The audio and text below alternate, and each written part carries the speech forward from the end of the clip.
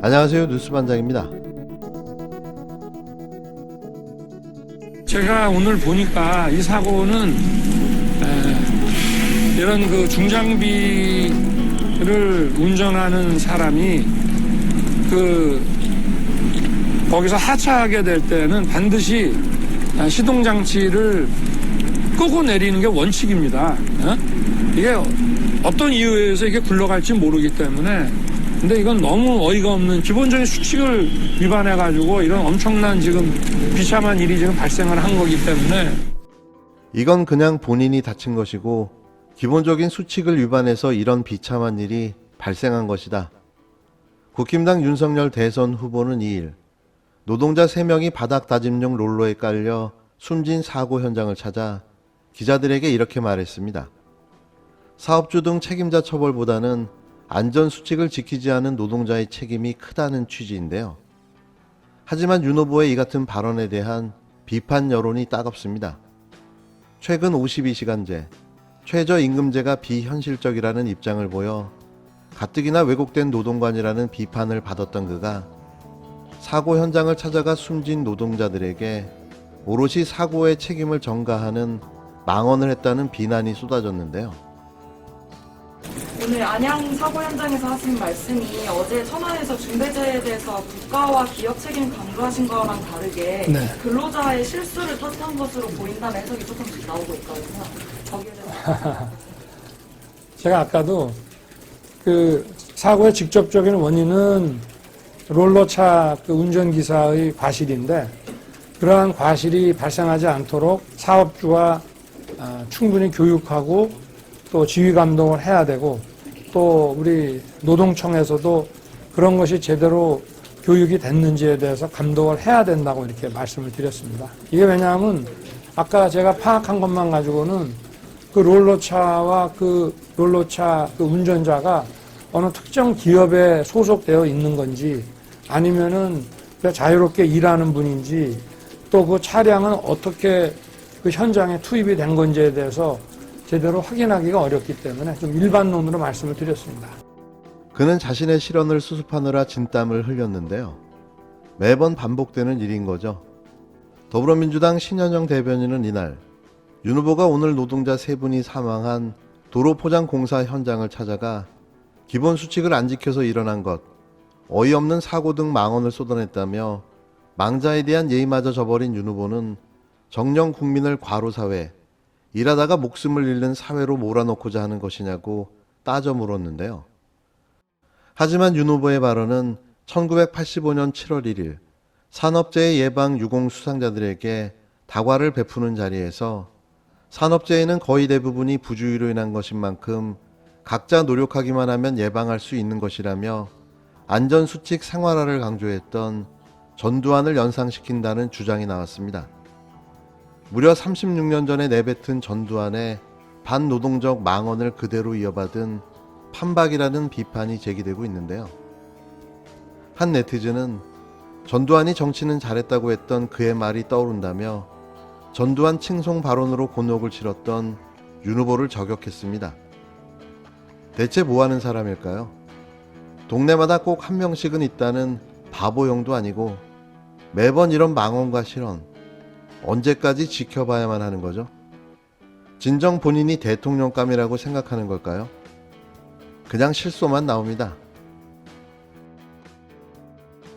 일단 마음이 너무 무겁습니다.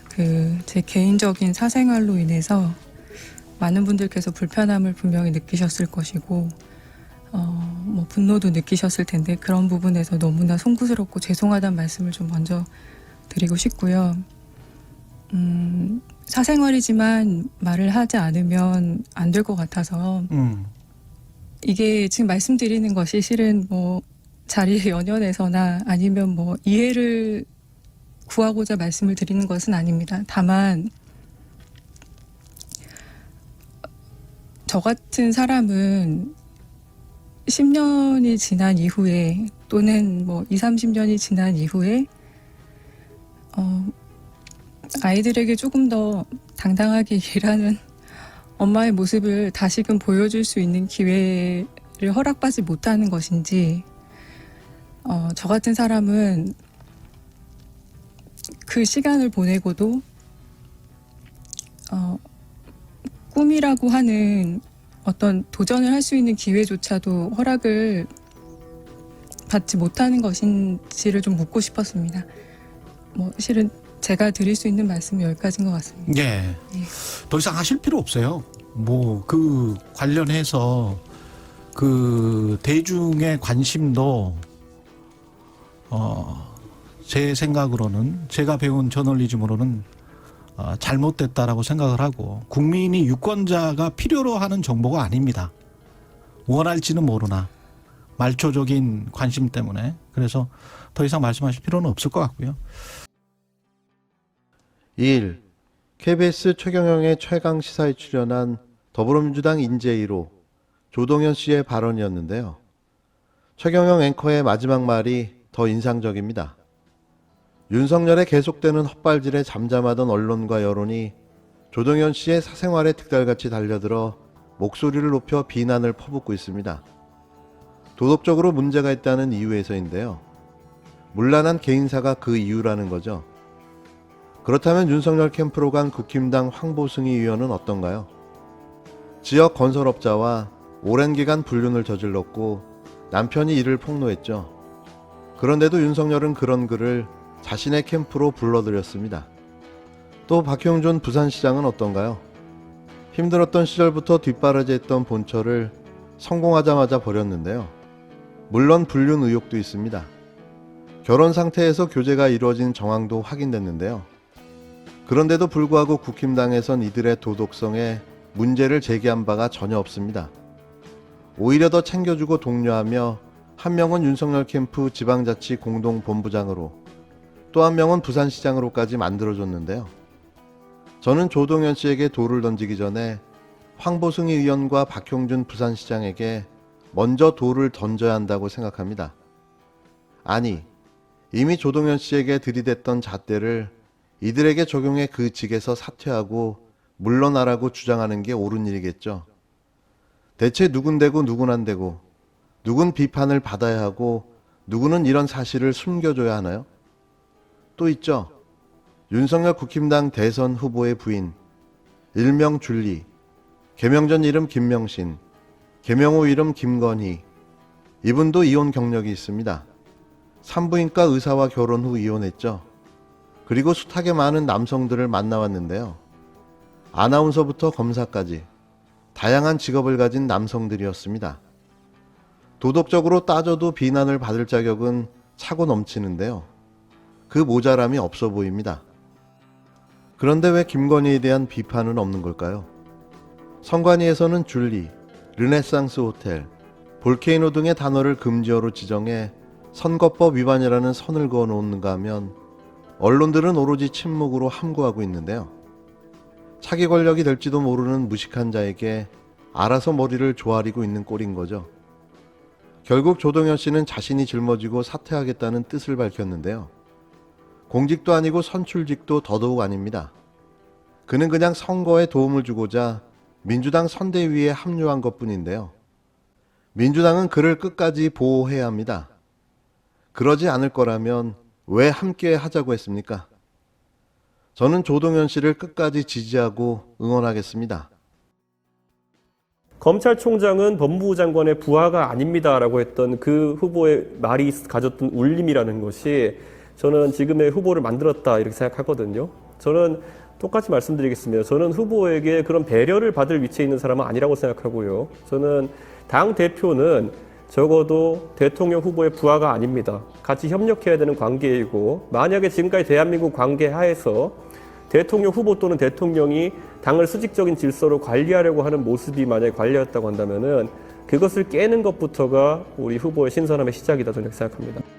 이일 발표된 대선 후보 설문조사에서 윤석열 국힘당 대선 후보와 이재명 더불어민주당 후보의 지지율 격차는 1%포인트 차이에 불과했습니다. 11월 둘째 주 조사에서 7%포인트까지 벌어진 조사는 턱밑까지 따라잡혔는데요. 여타 조사에서도 두 자릿수 이상의 격차는 오차범위 내에서 앞서거나 심지어 역전 사례도 나오고 있습니다. 추세를 보면 상황은 역전되고 있는데요. 이런 추세는 더욱더 본격화될 것으로 보입니다. 윤석열 호가 경량에 휩싸이고 있는데도 너무나도 태평해 보입니다. 인사에 감동은 없고 정책에 대한 비전도 안 보입니다. 심지어 사실상 무위로 돌아간 김종인 전 비상대책위원장 영입에 이어 이준석 당대표와의 마찰도 극에 달하고 있는데요. 그런데도 윤 후보의 리더십은 눈에 띄지 않습니다. 리더십 자체가 없는 거죠. 윤 후보는 지난달 5일 대선 후보로 선출된 뒤 당원에 따라 당무 우선권을 쥐고 선거대책위원회 인선을 주도했는데요. 결과는 이 대표와 등을 지는 극한의 내부 분열로 귀결되고 있습니다. 윤 후보가 선대위의 세윤몰이 아닌 과거 인사를 세우고 현실과 동떨어진 인선으로 정치 신인으로서의 상징성마저 잃고 있다는 비판이 나오는데요. 이에 2일 당 상임 고문들과 오찬 자리에서 인기라는 건 언제든 어떻게 변할지 모른다고 윤 후보를 면전에서 질책했습니다. 국힘당은 대선 경선 이후 28일째 선대위 인선을 두고 내용을 지속하고 있는데요. 이 대표는 지난달 29일부터 사흘째 서울 사무실을 비운 채 지방을 배회하고 있습니다. 경선 후 원팀은커녕 다중분열 상황인데요. 이러다 보니 지지율은 골든 크로스로 역전되며 이재명 후보의 지지율만 올라가고 있는 상황인 거죠. 이대로 쭉 밀어붙인다면 대선 승리까지 이어질 수 있을 텐데요. 이제부터가 중요한 겁니다. 모두가 간절함과 절실함으로 진심과 열정을 다해 실책 없이 차곡차곡 앞으로 나가야 할 것입니다. 저희가 반드시 이깁니다.